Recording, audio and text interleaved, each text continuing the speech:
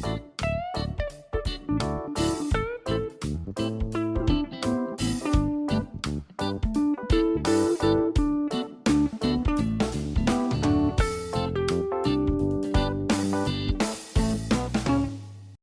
Friends, my kitchen my રેસિપીમાં આપનું સ્વાગત છે। આજે આપણે બાજરાના લોટમાંથી નવો નાસ્તો બનાવીશું। ઠંડીમાં આ નાસ્તો બનાવીને તમે લાંબો સમય માટે સ્ટોર કરી શકો છો। બાળકોને લંચ બોક્સમાં પણ આપી શકો છો। એકદમ ટેસ્ટી એવો નાસ્તો બનીને રેડી થશે। રેસિપી સારી લાગે તો લાઈક અને શેર જરૂરથી કરજો। અને જો તમે મારી ચેનલ ઉપર નવા હોય અને મારી ચેનલને હજુ સબસ્ક્રાઈબ ન કરેલ હોય તો અત્યારે જ સબસ્ક્રાઈબ કરી બાજુનું બેલ બટન દબાવવાનું ભૂલશો નહીં, જેથી કરીને તમને મારા નવા વિડીયોનું નોટિફિકેશન મળતું રહે। વણવાની ઝંઝટ વગર આજે આપણે મેથીમાંથી આ નાસ્તો બનાવવાના છે। તો આપણે સૌપ્રથમ 100 ગ્રામ જેટલી મેથી લેશું, તેને સારી રીતે આ રીતે સાફ કરી લેશું। હવે ગેસની ફ્લેમ ચાલુ કરીશું અને ફક્ત 1 ચમચી જેટલું આપણે તેલ ગરમ કરીશું। તેલ સરસ ગરમ થઈ જાય એટલે મેથીને તેમાં સાતરી લેશું। આ રીતે મેથીને તેલમાં સાતરવાથી મેથી છે એ બાજરાના લોટમાં આપણે નાખીશું ત્યારે તળતી વખતે છૂટી પણ નથી પડતી અને સાથે સાથે મેથીમાં રહેલી કડવાશ પણ દૂર થઈ જાય છે। તો હેલ્ધી નાસ્તો બનાવવા માટે આપણે મેથીના પાનનો ઉપયોગ કરીશું। તેને આ રીતે સાતર્યા પછી તેમાં આપણે 2 ચમચી તલ એડ કરી દઈશું અને તેને પણ આ રીતે મેથી સાથે મિક્સ કરી લેશું। આ સમયે આપણે ગેસની ફ્લેમ લો રાખીશું। તલને પણ થોડીક વાર સાતરી લેશું। હવે તેમાં આપણે 1 ચમચી જેટલું જીરું એડ કરીશું અને તેને પણ થોડીક વાર માટે આ રીતે રોસ્ટ કરી લેશું। બધી વસ્તુ સરસ સતરાઈ જાય એટલે આપણે ગેસની ફ્લેમ બંધ કરી દઈશું।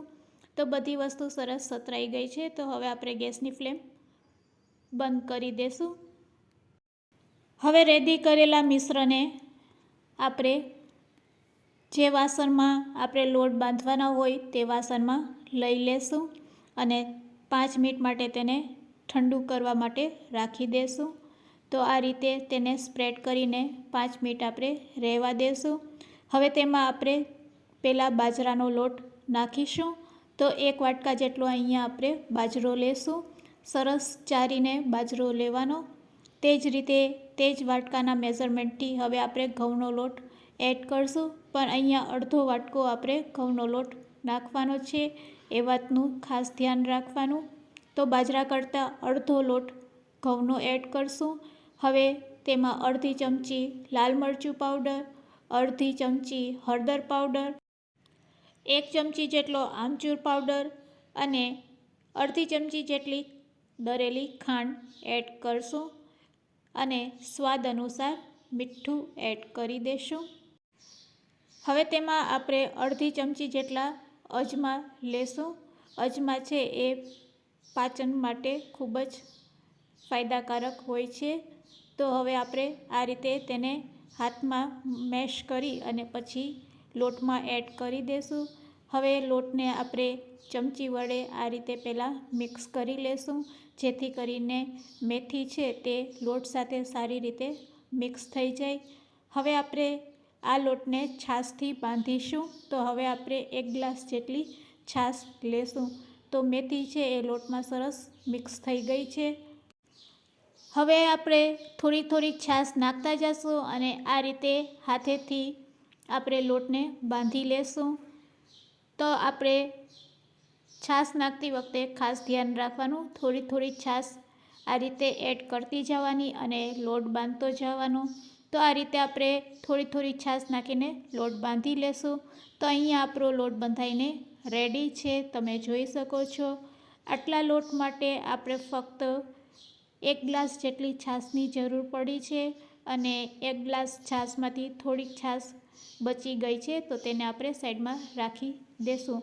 તો અહીંયા આપણો સરસ લોટ બંધાઈને રેડી થઈ ગયો છે। હવે આ લોટને આપણે બિલકુલ રેસ્ટ આપવાનો નથી। આ લોટમાંથી આપણે પહેલાં આ રીતે નાના નાના લુવા રેડી કરી લેશું અને લુવામાંથી ડાયરેક્ટ જ આપણે પૂરી બનાવવાની છે. તો પૂરી બનાવવા માટે હવે આપણે પાટલાનો ઉપયોગ કરીશું. પાટલા ઉપર આ રીતે પ્લાસ્ટિકની શીટ રાખી દઈશું અને લુવાને તેના ઉપર આ રીતે પ્રેસ કરીને પહેલાં સેટ કરી લેશું અને ઉપરથી ફરીથી પ્લાસ્ટિકની શીટ છે તેને આ રીતે સેટ કરી દેશું. હવે આપણે આ પ્રકારની કોઈ ડીશ લેવાની અને તેને આ રીતે લુવા ઉપર પ્રેસ કરીશું એટલે આપણે વણવાની ઝંઝટ વગર આ રીતે પૂરી બનાવી શકશું. તો તમે આ રીતે તમે જોઈ શકો છો. ડીશને તમે ફેરવતા જશો એટલે સરસ ધાર પણ પતલી થઈ જશે. તો બસ તમારે આ રીતે ડીશથી પૂરી બનાવવાની છે. કોઈ પણ વણવાની ઝંઝટ વગર આ રીતે પૂરી બનીને રેડી થઈ જશે. હવે આપણે તેના ઉપર કટ લગાડશું અને પૂરીને 4 ભાગમાં કટ કરી લેશું. તો આ રીતે તમે પૂરી રેડી કર્યા પછી તેને આ રીતે ચાકુથી કટ કરી લેશું. અહીંયા બાજરાનો લોટ હોવાથી તમે જ્યારે પૂરીને ઉપાડશો તો સહેજ ચોટશે, તો તે વાતનું ખાસ ધ્યાન રાખવાનું. તેને હળવા હાથેથી તમારે ઉપાડવાનો પ્રયત્ન કરવાનો. તો હળવા હાથેથી તમે આ રીતે પૂરી ઉપાડશો તો સહેલાઈથી તે છૂટી પડી જશે. આ રીતે બધી પૂરી તૈયાર કરીને આપણે થોડીક વાર તેને ન્યૂઝપેપર ઉપર રાખીશું અને પછી તેને તળી લેશું. જો તમને આ રીત ન ફાવે તો હવે આપણે બીજી રીતથી પૂરી બનાવીશું. તો તે પણ વણવાની ઝંઝટ વગર આ રીતે તમે પહેલાં લુવાને હાથેથી પ્લાસ્ટિક શીટ ઉપર પ્રેસ કરી દો અને પછી આ રીતે ડીશ વડે તેને દબાવશો એટલે વણવાની બિલકુલ ઝંઝટ નહીં થશે અને પૂરી સરસ આ રીતે બનીને રેડી થઈ જશે. જો આ રીતે તમારાથી પૂરી તો બની જાય છે પણ પછી તેના ઉપર કટ લગાડો છો ચાકુથી અને પછી પૂરી તમારાથી ઉપડતી ન હોય તો શું કરવાનું? તો તમારે અત્યારે ચાકાનું કટ નહીં લગાડવાનું. આ રીતે ન્યૂઝપેપર ઉપર આખી પૂરીને પહેલાં આ રીતે સ્પ્રેડ કરી લેવાની અને પ્લાસ્ટિકની શીટમાંથી દૂર કરી લેવાની. 5 મિનિટ માટે તેને રહેવા દેવાની અને પછી સુકાઈ જાય એટલે આ રીતે તમે ચાકુનો કટ લગાડી શકો છો. આ રીતે પણ તમે પૂરીમાં કટ લગાડી શકો છો. જો આ રીતે પૂરીમાં કટ લગાડશો તો તે પણ ઝડપથી આ રીતે તમે તેના ટુકડા કરી શકો છો અને પછી તમારે તળી લેવાની. તો તમને જે રીત સહેલી લાગે તે રીતથી તમે આ પૂરી બનાવી શકો છો. તો અહીંયા આપણી બધી પૂરી બનીને રેડી છે. તો ચાલો હવે આપણે તેને તળી લઈએ. તો ગેસની ફ્લેમ ચાલુ કરશું, કડાઈમાં તેલ ગરમ કરશું. તેલ સરસ ગરમ થઈ જાય એટલે રેડી કરેલી પૂરીને તેમાં તળી લેશું.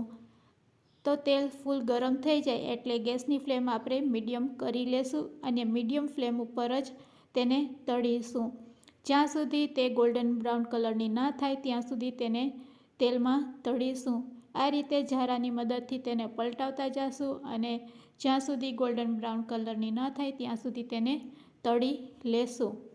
તો અહીંયા આપણી સરસ પૂરી તળાઈને રેડી છે. એકદમ ગોલ્ડન બ્રાઉન કલરની થઈ ગઈ છે. તો તેને આપણે તેલમાંથી દૂર કરી લેશું. તો સરસ રેડી છે નાસ્તા માટે પૂરી. આ પૂરીને તમે ચા સાથે ખાઈ શકો છો. ખૂબ જ ટેસ્ટી લાગે છે અને એકવાર બનાવીને લાંબા સમય માટે પણ સ્ટોર કરી શકો છો. સાથે સાથે બાળકોને લંચ બોક્સમાં પણ આપી શકો છો. આ રીતે આપણે બધી પૂરી બનાવીને રેડી કરી લેશું. સરસ પૂરી બનીને આપણી રેડી છે. તેને ગરમા ગરમ ચા સાથે સર્વ કરીશું. તો આજની આ રેસીપી તમને કેવી લાગી તે મને કમેન્ટ્સમાં જરૂરથી કહેજો અને રેસીપી સારી લાગી હોય તો શેર કરવાનું ભૂલશો નહીં. Thanks for watching. ફરી મળીશું એક નવી રેસીપી સાથે.